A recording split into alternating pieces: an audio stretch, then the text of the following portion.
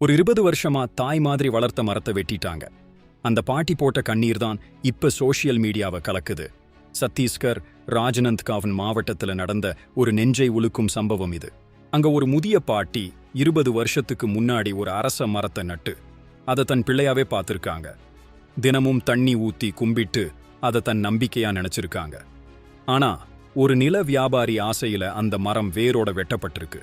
பாட்டி அந்த மரத்தோட அடிமரத்தை கட்டிப்பிடிச்சு அழுதுருக்க காட்சி அங்க இருந்தவங்க எல்லாருக்குமே கண்ணீரை வரவழைச்சிருக்கு.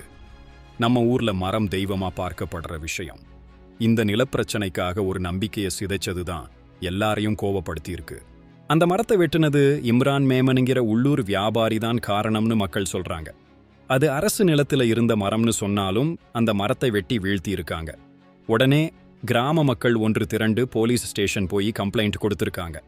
பாட்டி பட்ட வேதனை ஒட்டுமொத்த கிராமத்தோட மனசையும் உடைச்சுடுச்சுன்னு மக்கள் சொல்லியிருக்கிறாங்க. குற்றவாளிகள் வெட்டின மெஷினை ஆற்றுல வீசி ஆதாரங்களை அழிக்க முயற்சி பண்ணியிருக்கிறாங்க. ஆனா போலீஸ் அவங்க 2 பேரையும் கைது செஞ்சு உள்ள தள்ளிட்டாங்க.